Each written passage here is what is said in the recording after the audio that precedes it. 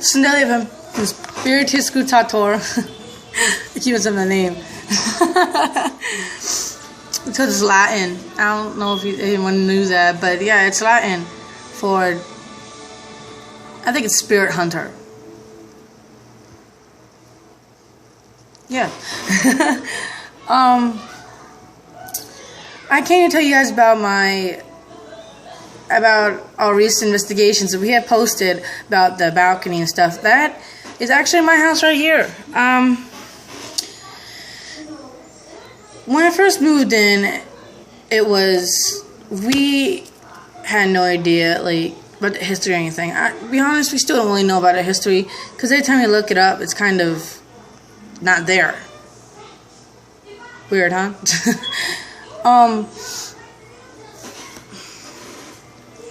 When we first moved in, I had a strange feeling about it. I mean, to be honest, it was kind of weird moving in the first place, because we keep on moving. Maybe there was a feeling, I mean, I kind of ignored it, because, usually, don't really like moving in Pennsylvania. I actually wanted to go to a different state, California. But I still like Pennsylvania and everything. But when we moved in, it was kind of weird, and I didn't really know what to think. The first night we spent in this house, I was laying in bed with my cat, and my cat was acting really weird for some reason and wouldn't leave me alone. And my cat sounded ridiculous, but peed on me. And my cat Ashes, he's never done that, like ever. He's never really peed in the walls or anything, never mocked the territorial. He's always been a good cat, and all of a sudden he pees on me. And yeah, it could be a number of things. Yeah, I didn't take it into it, oh, it's paranormal. No, I didn't. I don't go straight to that.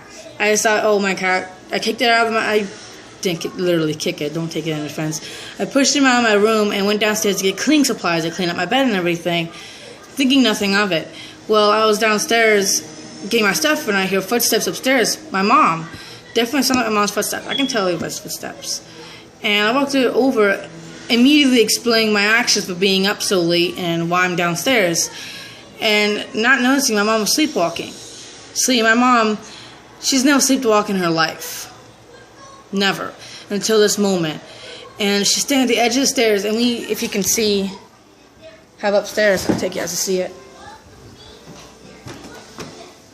That's upstairs. And my mom, I was standing like right here at the edge, at the bottom of the steps, and my mom was standing up there, and she was rocking back and forth heavily on the top step right there. And I was kind of scared. I was afraid of her falling downstairs. So I instantly ran upstairs to her. And she didn't say a word, and she just kept on rocking. So I let her back to bed and everything. And she went to bed, and nothing said no word. Nothing at all. She didn't say any kind of word or anything. And it was really weird. And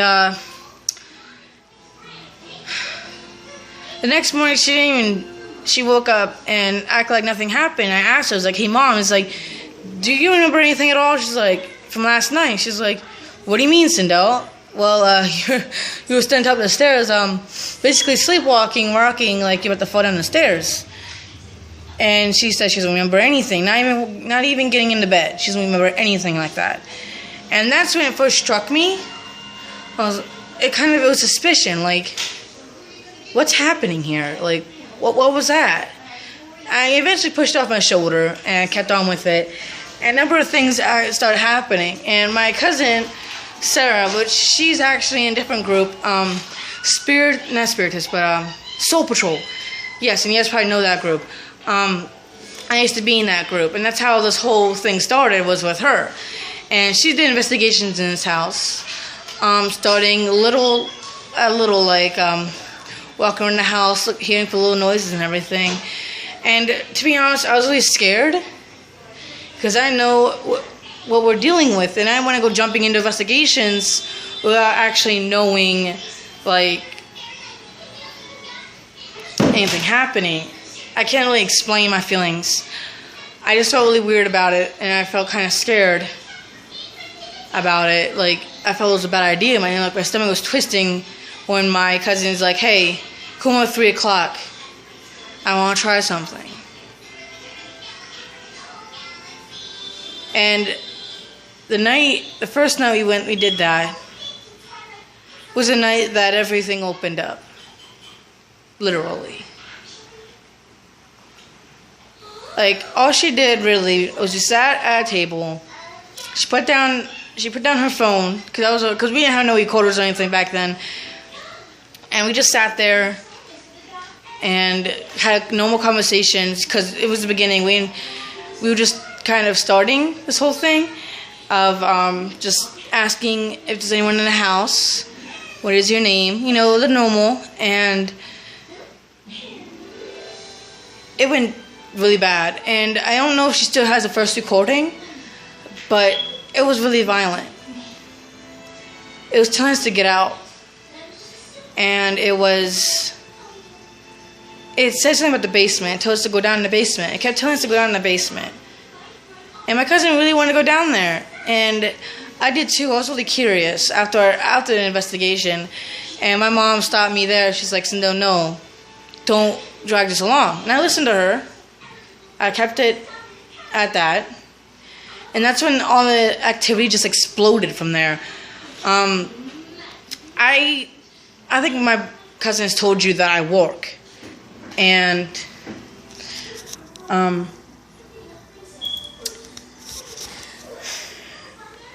one day I came from work, and I came upstairs to my room to get undressed and to get around, maybe to even take a shower, because I was really sweaty, because, oh my God, McDonald's is really hot.